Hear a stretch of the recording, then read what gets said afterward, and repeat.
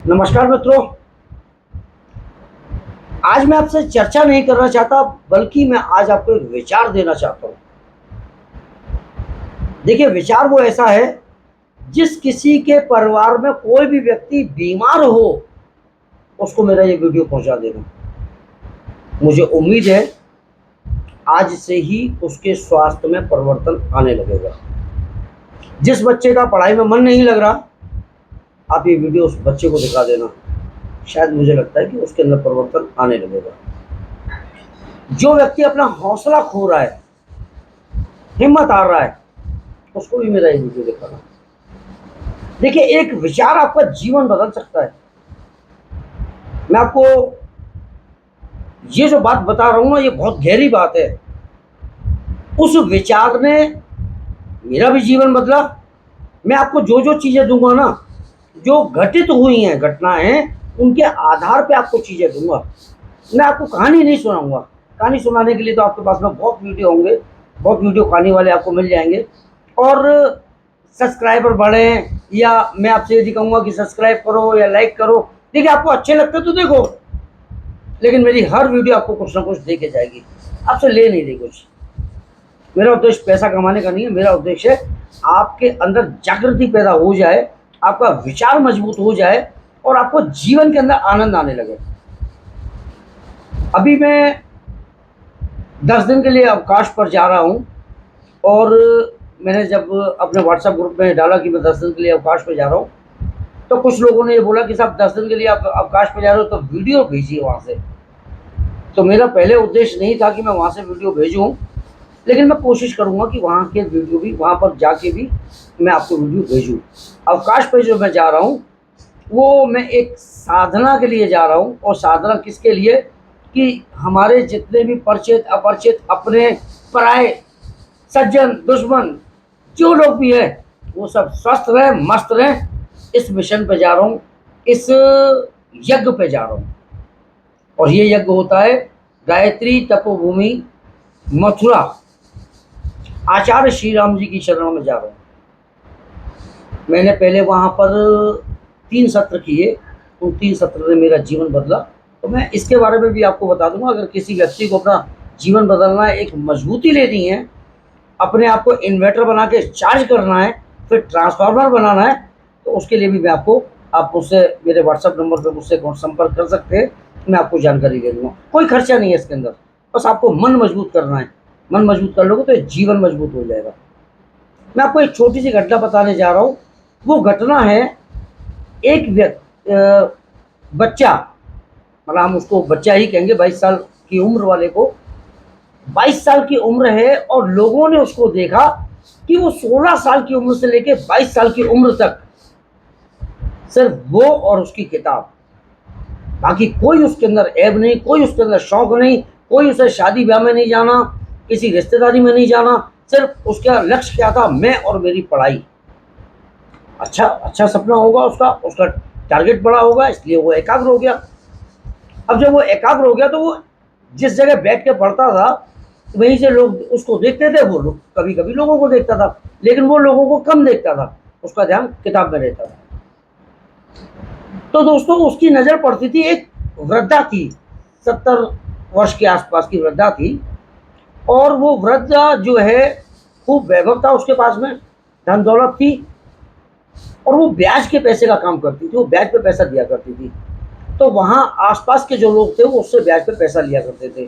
तो वो मोटा सूद लेती थी, ज़्यादा सूद लेती थी, और जो लोग समय पे नहीं देते थे, तो उनके साथ में वो बदतमीजी करती थी, मतलब उनके साथ में गलत व्यवहार करती थी। उसके बावजूद लोग उसके पास पैसा लेने आते थे। इसका मतलब उन लोगों की आवश्यकता रहती होगी ना, तभी तो आते होंगे। ठीक है।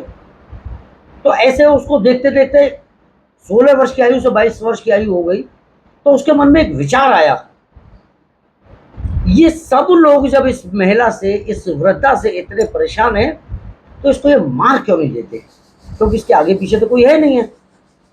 इसका धन दौलत और प्रॉपर्टी, ये सब इसके मतलब व्यर्थ जाएगी इसके बाद भी। तो क्यों ना इसको जो है, ये सब मिलके मार दें। बस उसके मन में एक विचार आया। यहीं से उस लड़के का जीवन बर्बाद होना शुरू हो गया। जब आप लास्ट तक देखेंगे ना उसकी बर्बादी की कहानी, तब आपको लगेगा कि एक विचार हमारा जीवन बदल सकता है और एक विचार हमको बर्बाद कर सकता है। उसके मन में जब ये विचार आया कि ये सब लोग मिलकर उसको मार क्यों नहीं देते, अचानक वो अपने मतलब ध्यान को भंग करता है और फिर किताब में लग जाता है कि मुझे क्या लेना देना। अगर वो परेशान कर रही है तो पब्लिक को कर रही है, मुझे क्या लेना देना। लेकिन देखिए विचार डल गया। अब ये विचार कैसे बर्बाद करता है। कहानी वैसे दुखद है लेकिन ये प्रेरणादायक भी है। कुछ दिन के बाद वो फिर देखता है, कि एक बहुत मजबूत आदमी उनसे झगड़ा कर रहा था। तो उसके मन में आया कि अरे ये तो ऐसे मार ही डालेगा, आज तो ऐसा लग रहा है।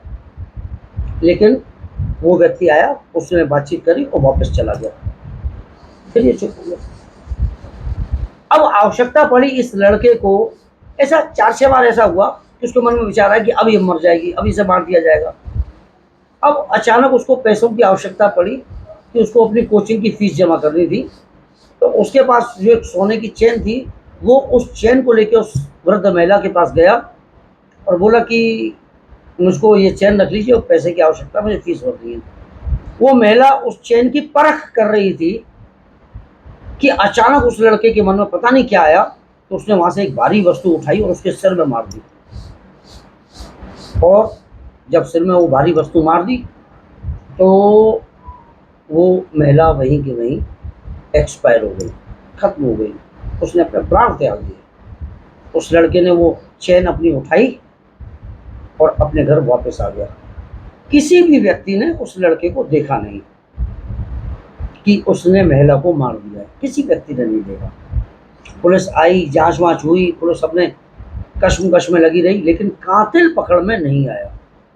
अब इस लड़के को क्या हुआ, अब जैसे ही अब ये निश्चिंत हो गया, लेकिन अब इसके मन में क्या है कि कातिल पकड़ में नहीं आ रहा, तो इसका मतलब जैसे ही कोई गाड़ी आती थी तो ऐसे लगता था कि पुलिस आ गई। फिर रात को ऐसे चलने फिरने की आवाज़ आती थी तो ऐसे लगता था कि अरे पुलिस आ गई। अब इसके अंदर एक भय आ गया कि पुलिस मुझे पकड़ लेगी, और इतना भय आ गया कि ना वो सो सकता था, ना वो जाग सकता था, ना वो खा सकता था। उसने चैन से, उसका सुख चैन सब बर्बाद, किताब तो भूल गया वो। अब मन कहाँ से लगेगा। उसके मन में जो भय घुस गया था कि पुलिस आ जाएगी, पुलिस आ जाएगी। उसने फिर क्या किया, स्वयं वो थाने गया और उसने अपना सरेंडर कर दिया कि साहब उस महिला का मर्डर मैंने किया था, उसका कातिल मैं हूँ। तो वहाँ जो अधिकारी थे वो बड़े समझदार अधिकारी थे। वो बोले भाई तुम्हारे खिलाफ सबूत तो है नहीं, या तो सबूत दो। भाई अदालत तो हमसे सबूत मांगेगी, हम आपको अरेस्ट करेंगे तो इसलिए हम तो आपको अरेस्ट नहीं कर सकते, कोई सबूत ही नहीं है। बोला साहब आप मुझे अरेस्ट करो, नहीं तो मैं बड़े अधिकारियों के पास जा रहा हूँ कि ये मुझे अरेस्ट नहीं कर रहे। उन्होंने ठीक है भैया, उन्होंने उसको अरेस्ट किया। अरेस्ट करने के बाद उन्हें कोर्ट में हाजिर किया। जब न्यायालय में हाजिर करने के बाद में वो जज साहब के सम्मुख गया तो जज साहब बोले कि इसके खिलाफ कोई सबूत तो है ही नहीं। तो बोले हम तो आपको सजा भी नहीं दे पाएंगे बिना सबूत के। कुछ दिन ऐसे ही ट्रायल चलता रहा और उसके बाद में उस व्यक्ति को बाइज्जत बरी कर दिया गया, क्योंकि उसके खिलाफ कोई सबूत नहीं था। अब जेल से बाहर आने के बाद भी वो लड़का परेशान होने लगा कि ये तो मैंने बड़ा गलत कर दिया। देखिए ये फिर एक विचार आ गया नया, ये तो मैंने बहुत गलत कर दिया, ये तो मैंने बहुत गलत कर दिया। अब ये विचार भी उसे चैन से नहीं बैठने दे रहा था कि ये तो मैंने बहुत गलत कर दिया, ये तो मैंने बहुत गलत कर दिया। पुलिस ने भी छोड़ दिया, कोर्ट ने भी छोड़ दिया, अब सजा भी नहीं मिल रही है, कोई सजा भी नहीं दे रहा है। लेकिन वो ऊपर वाला जो है ना, वो विचारों के माध्यम से आपको ताकत देता है। शेष में उस बच्चे ने क्या किया, मेरे ख्याल इन सब चीज़ों के बीच में उसकी आयु 22.5 वर्ष या 23 वर्ष रही होगी। जब वो सब जगह से निराश हो गया, उसके विचार उस पर ज़्यादा हावी हो गए, उस लड़के ने सुसाइड कर दिया। तो मित्रों, इस बात के माध्यम से आपको क्या समझ में आया, एक विचार हमारा जीवन बदल सकता है, हमारा जीवन उन्नति की ओर भी ले जा सकता है और अवनति की ओर भी ले जा सकता है। जो व्यक्ति बीमार है वो ऐसा विचार क्यों नहीं करता कि अब मैं ठीक हो जाऊंगा, आगे का जीवन मेरा आनंद में बीतेगा। ऐसा विचार करो ना, देखिए आपके अंदर परिवर्तन आने लगेगा। आपके आपके परिवार में खुशहाली नहीं है तो एक विचार चलाओ ना, सुबह उठते ही दिन में 4 बार सोचो ना कि नहीं, अब मेरा परिवार के अंदर परिवर्तन आएगा, मेरा जीवन आनंद में बीतेगा। ये विचार, ये आपको जिस चीज के अंदर उन्नति करनी है ना, उसी चीज का विचार अपने मन के अंदर दोहराना शुरू कर दो। अगर आपको लगता है कि अरे ये काम हम नहीं कर पाएंगे, तो आपका विचार बिल्कुल सही है कि आप उस काम को कर ही नहीं पाएंगे। और जब आपके मन में ये विचार आ जाएगा कि नहीं इस काम को हम कर सकते हैं, वो विचार आपको इतनी ताकत दे देगा कि आप उस काम को कर सकेंगे। तो दोस्तों, आज की बात यही समाप्त करते हैं। कल एक अलग चैप्टर देंगे जो आपके जीवन में, अब जो मैं आपको चैप्टर देने जा रहा हूँ आपके जीवन में परिवर्तन वाले चैप्टर देने जा रहा हूँ। जय हिंद, जय भारत।